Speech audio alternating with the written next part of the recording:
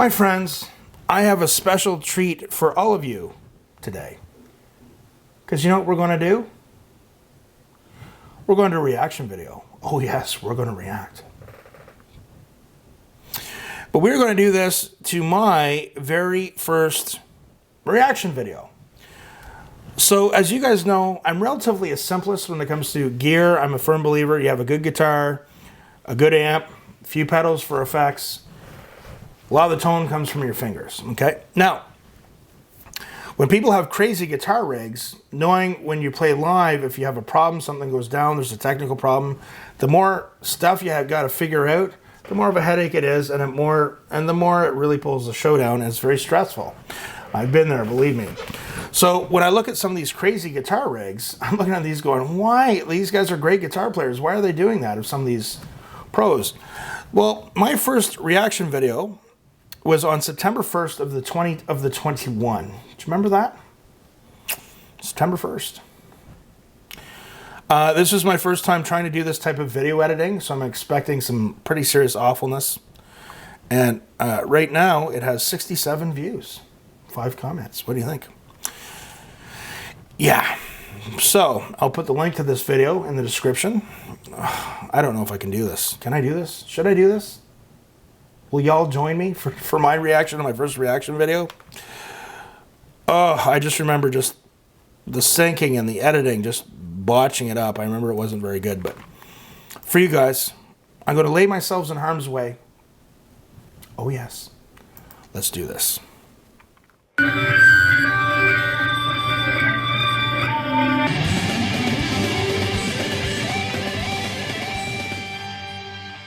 Hey guys.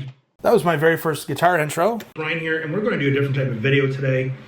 Having been a working guitar player for many years, it's interesting to look at the different guitar rigs some of the musicians, famous people use. And I hate watching myself. So I remember that day it was very hot, and I can hear the fan going because there's no air conditioning at my old studio. And I can also see like the position of the camera and the lighting.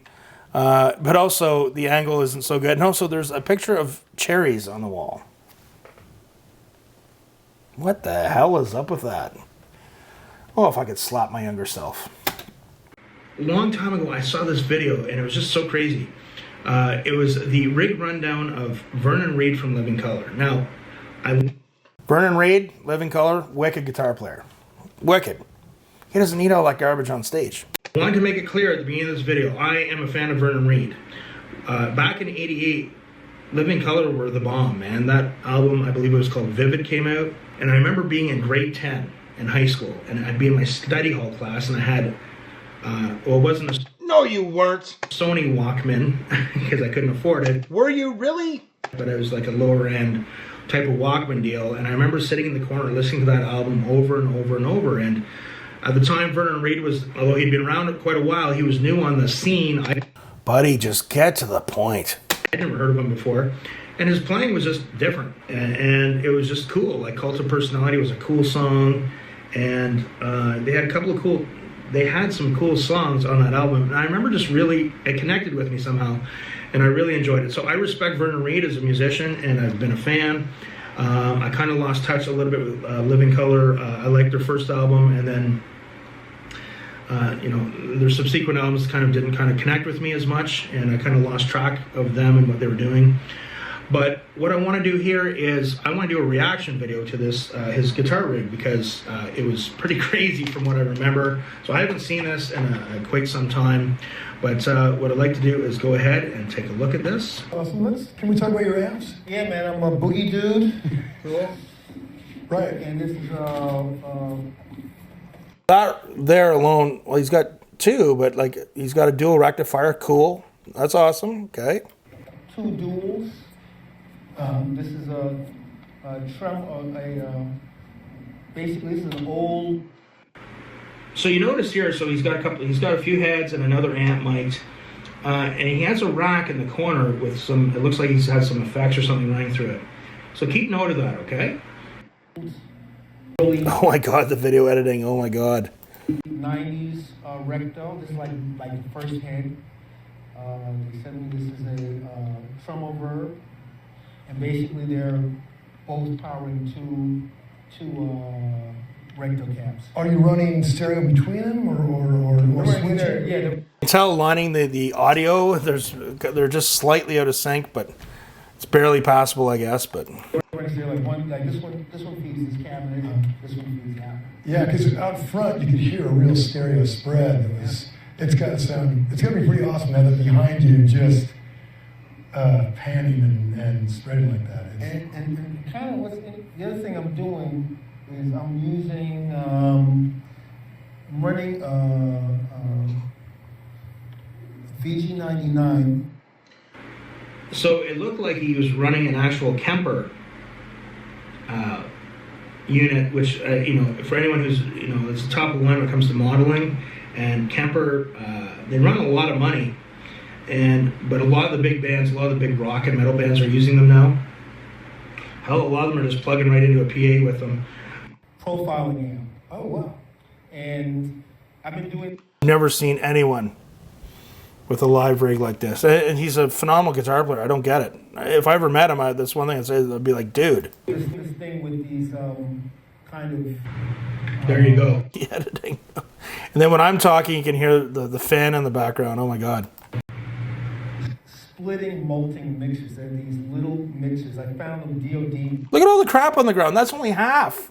He's got more on this side. You guys haven't even seen it. So if he's playing live and something goes down and he loses his sound, you got to go through all that crap to figure out what the hell is going on. Vernon, what is wrong with you, buddy? This was just like crazy. I remember when I'd first seen it years ago, I thought it was a joke.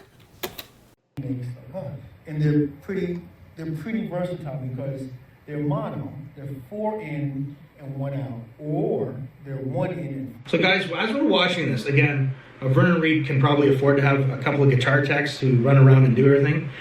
But from a practical musician's perspective, when you're playing live on stage, if something goes down, you don't want those long, awkward, keep the audience waiting, right? You got to troubleshoot and figure out what the heck is going on and get it fixed.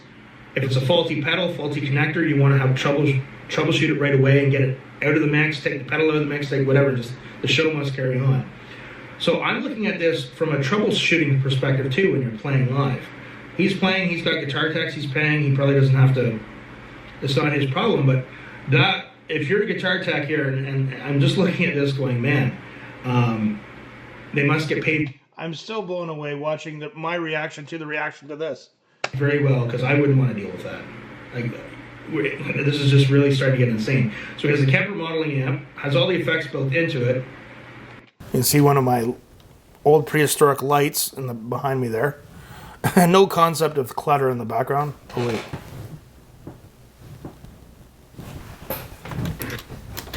But now, oh man, this is crazy. 4 out. So they serve as, you can mix a signal, but you can also mult a signal. Oh. And so that's part of the thing. Like a lot of what I'm doing is parallel processing. It's not in series at all. It's so essentially I'm sending guitar, the magnetic pickups are coming from the guitar out, and using these kind of mono splitters, it's like 1 in 4 out. You know, I think guitars should not be a very complicated thing. This should be something people should love and enjoy. Also, when people learn guitar, I look at some of the channels that explain stuff and I go, oh my God, no wonder there's so many confused people out there. This pedal setup, feed the... So I think for anyone out there who's a working guitar player like I was, you're probably starting to almost feel stressed the way I am looking at that going, oh my God. This is really, and again, all due respect to Vernon Reid, but this is insane. This is absolute insanity. I agree with you, pal. Kemper, I feed the iPad. He has an iPad in the mix now. Feed the various guitar sense things, but they're all happening. They're all in parallel. And you're changing in real time as you play, just depending on the song. God, more. That's great. Yeah. More. Wow, wild. And more. That's great. That's great. Not comparing myself to Vernon Reid, but my guitar pedal rack is about, I think I might have 6 pedals. at the most. Living color, yeah. Yeah, right. So these two are feeding these. The camper is going direct out. The camper is actually going into the power. Basically, I'm using the power sections. Oh, I get it. Okay. So it's Yeah. If you check it out. Imagine the poor guy that has to set that up and wire everything. No. Someday, guys, if this channel ever gets big enough, I would love to have Vernon Reid on this channel. Just so I can say, dude, what the hell? What the hell are you thinking? It's geeky. There are two of these DODs in the back. Oh, all right. And so the ultimate output of each 9 goes into this pedal setup. It goes out from the H9s Just looking at that stresses me out. into a left and right kind of mode. Yeah. And the Kemper is going also in the left right of the mode. So they kind of it's pretty bananas. Yeah, that's great. But it works. There's an ad on my channel. It's in French. He admitted it himself. Okay, again, I'm just looking at this going, oh my God, this is an absolute nightmare. You know, a lot of musicians will make a joke about when you're doing a gig and you got that drummer with the massive kit, and everyone has to wait or help him unload or load everything out and how long it takes it. When you get into a working environment as a guitar player, practicality, simplicity. Now, if you're in a bigger band and you can afford to pay the roadies and the guitar techs and everything, great. And I'm sure that's kind of what's going on here. But at the same time, as a working guitar player, you want things to be pretty simple. For me, a good head with a backup head if I was playing, a good cabinet, a few pedals, a noise gate, and so a rack of some good guitars. That would be it for me. But this is just so insane. That's great. And so no direct signal, just running these as well. I'm running the And tell me about this cool man, addition. this thing is really cool. So he has another amp that's mic'd. David Coltai, who's associated with Pigtronics, has expanded his line to include a Supro amp line. And these are really, really great, loud, Right. and really punchy sound. That's another thing going on over here. Right. My God, this is insane. On and off, just switching between Yeah, that. like it's another layer of. Can you imagine the poor guy who has to set that up for him? He Said that, pal. I have a Philosopher's Stone here. Okay, well, hey, let's get into this pedalboard business. Yeah, sure. So I have a few H9. So you see how he has several pedal boards and different effects and switching units there? That one pedal board we're looking at right now, that would stress me the hell out, having one that big. Honestly, for me, I would have, now depending on what the head is, I would have, if the head had reverb or not, I like... Tell me what you would have, pal. Reverb. You need a noise gate if you're running any type of distortion. Chorus. You don't need a lot. And I mean, really, he's got all these different things for different distortions and different delays. And can the audience really tell the difference? Like, what would be wrong with just having one of each? This is just guys. And for you that are new to the guitar and haven't played live or don't know a lot about this stuff, this is insanity. Like, this is really crazy. And this one Harmonizer has a crush station, which is a algorithm that adds distortion. They have the space and they have various algorithms, and they just kind of came up with that, and that's actually very cool. One of those.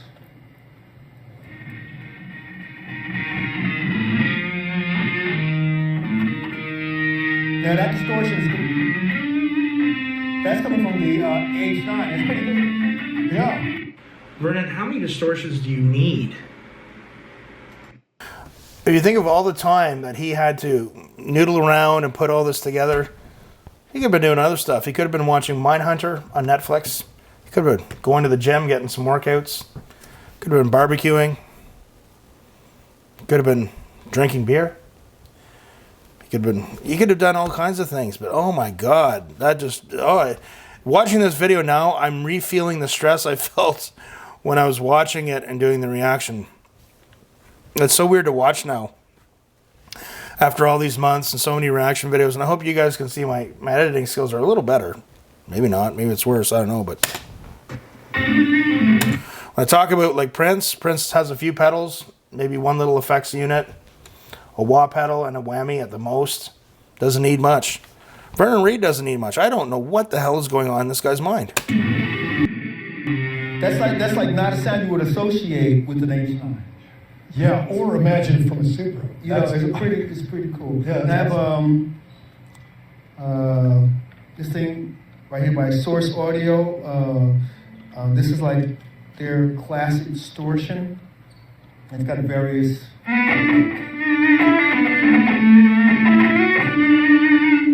Have you guys seen a crazier rig than this? Like, I can't wrap my head around this.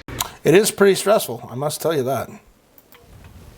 But I mean, I haven't even used the Kemper myself, but it's so full and loaded with high-end effects on it, like, and all the different distortions you need and everything. Like, the thing is, you know, he's obviously a gearhead.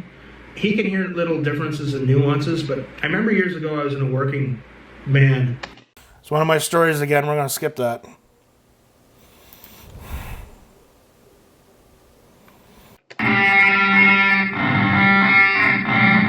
Sounds like an Atari 2600 game from the early 80s.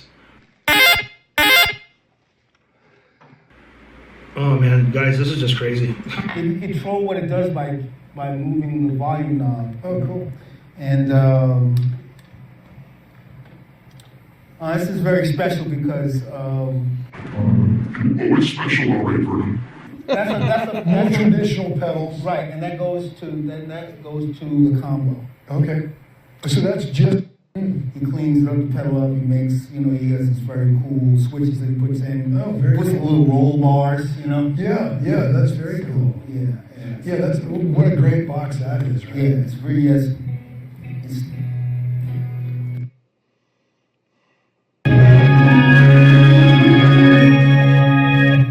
I forgot I did that. That Instant is- soundtrack. Right. What a great. Is that all guitar on that loop? Yeah, that's all. Yeah, that's Wow. all that, and that's in the looper mode of this pedal. But of course, you know, it's also known for This is like all the just different cool stressing you things. that I smoke weed. I don't take. More